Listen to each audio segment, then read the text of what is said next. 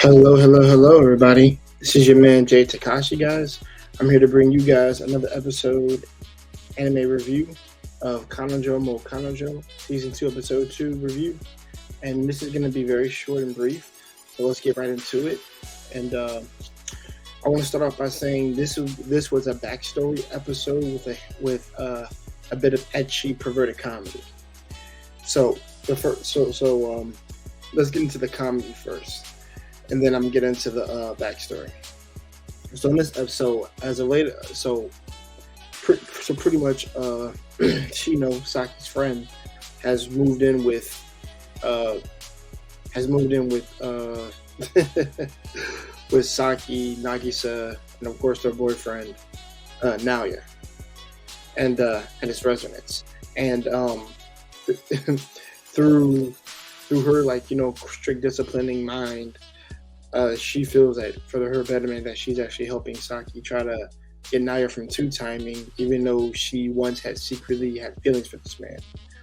I do find it very funny that she moved in, but beyond that, it's just pretty much her seeing how they met, just transitioning from episode 1 into this episode, transitioning from that to this. Sorry, I had to repeat that twice. Now, and her getting accustomed about moving in with them, and how she has to make certain steps to make sure that her plan goes forward and through. So with that being said, she's constantly thinking of ways of, like, how can I get this done? How can I make Saki see that this is no good for anybody, not even her, for her own good, things of that nature. And we literally have a scene where she's taking a shower, or and Naya pops in, and then she slips and no, I think she slips and falls, and then we see, like, private parts, and it's just freaking the orgasm is flashed out. Like, it was a hell of a flash, and it's before his eyes, and it was like twice that it happened. And I'm like, wow, Naya has been like the one character I've seen to see a female character naked not once but twice in the same in the same series, because I find it very funny though. I'm not saying he is the first, but he's probably the first one I've seen in a while to, like, see a girl full on naked.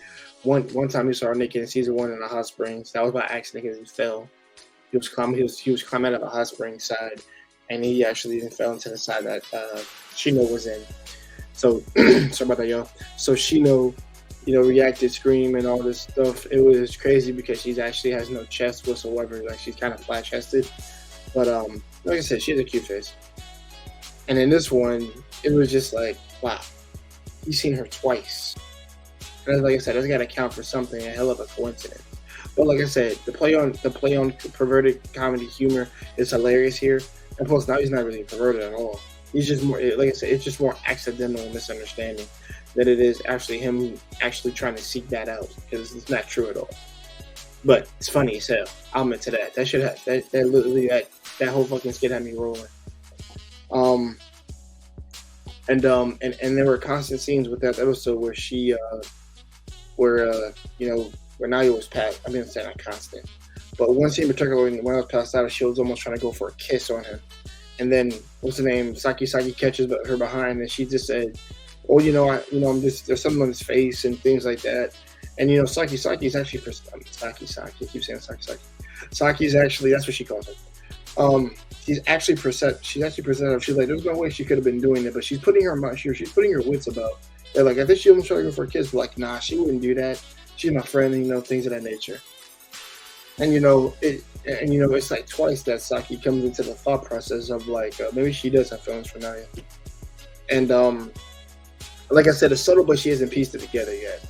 And I do like how she is kind of aware that she did see that. Now, and that's kind of like a big portion of the episode, but that's actually the second portion. The first portion is basically we get the backstory of how Saki and Shino met, and how they became friends, and why they're so close. And it was literally one of it was literally one of those backstories where, sorry about that. So she's kind of like straightforward how like Naoya is to an extent, but the thing is she has no like no filter to where she says like you're completely fat chested and shit. She literally comes out and tells she's fat chested. It's fucking hilarious. I'm like she's wild, she's wild. Oh man, it's so funny.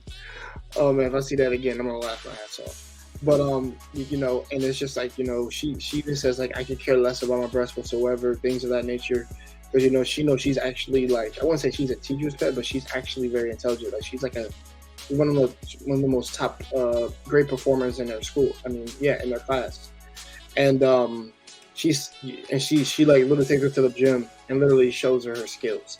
Like I'm good. Like she says I'm smart at all my smart at academics. I'm smart in the gym.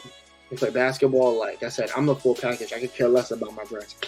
It's, and I gotta say, for a girl to say that, she got a lot of confidence in Moxie. As I gotta say that. So shout out to Shino for that. And it just kind of and actually through them actually becoming, and then they later on Mel's became friends through that, and she felt like I should look. I feel like I should look after the girl because she might like jump off a cliff or some shit. So it was kind of that ordeal for her of Shino doing that, taking it upon herself to look after Saki, and that's just kind of how they became friends. And after and quote unquote, more so after that, she actually had met Naoya throughout the time throughout the time where he kept constantly asking Saki out, and Saki kept rejecting him. And eventually, at some point, she gave in and said, "I will go out with you." But Shino had met him at least by the time she kept running into him, she realized that this man's really honest, which is a quality that she respected and admired, and also that she found attractive about him. But she did like him prior, but she realized when Saki accepted the offer to be his girlfriend, she realized she could no longer pursue that, and those feelings for hers kind of like diminished. They were there, but I guess they were like put in check because of because of the circumstance. But that being said, this episode was an eight for me. I enjoyed it. The comedy was on. The backstory was good. Characters characters made me laugh. Holy shit! Like shit, this shit was so fucking funny. Oh man.